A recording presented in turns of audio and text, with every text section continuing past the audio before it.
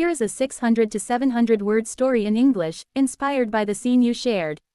The arrival at Westminster. The great doors of Westminster Abbey stood open, glowing with soft golden light as the winter sun filtered through the ancient arches.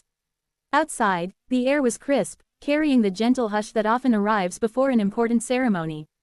Inside, the abbey was already alive with quiet anticipation. Clergy in crimson robes lined the stone walls, their expressions solemn yet welcoming, while visitors and dignitaries gathered in small clusters, whispering in respectful tones.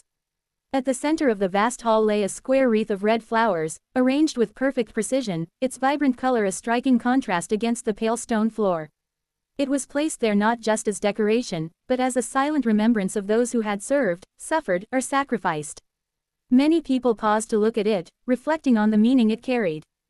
Suddenly, a gentle murmur rippled through the crowd near the entrance. Heads turned, conversation softened, and the air seemed to shift with a quiet sense of ceremony. Through the tall glass doors, a procession was approaching, escorted by abbey officials and followed by guards dressed in formal attire. Leading the procession was a distinguished figure, walking with calm confidence and carrying the weight of tradition on his shoulders. His presence brought a respectful silence to the hall. Though the people around him represented many roles, church leaders, royal aides, and guests, they all shared one purpose: the start of the Advent service, a moment of reflection, peace, and hope. As he stepped inside, the warm lights of the abbey illuminated the carved pillars and towering statues that stood like silent witnesses to centuries of history.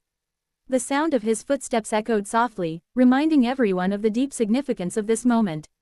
The clergy bowed their heads slightly as he walked past them, acknowledging both the position he held and the legacy he continued. Among the crowd was a young woman named Clara, attending her first Advent service at Westminster. She had arrived early, hoping for a good view, and had been standing quietly near one of the side aisles. Though she had read about royal traditions her whole life, seeing such a moment unfold before her felt strangely personal and moving.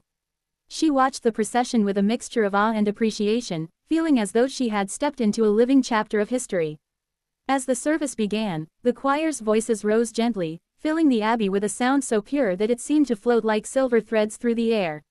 Each note echoed through the ancient stone, carrying messages of comfort and anticipation.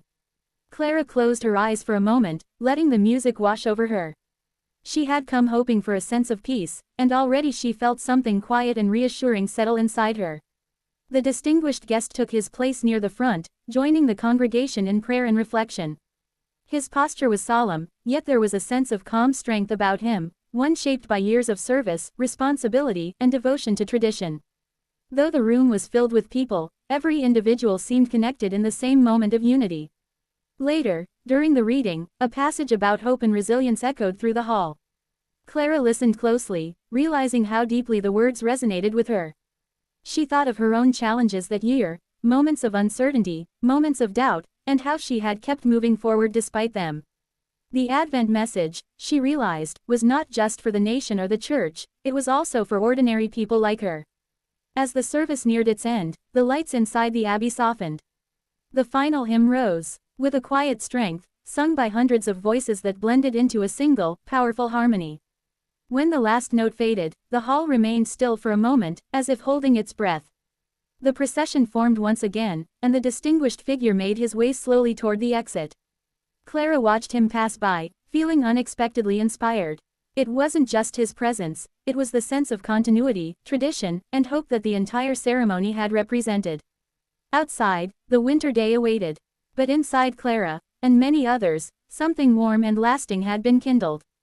If you want, I can also write a YouTube description, short story, or script based on this scene.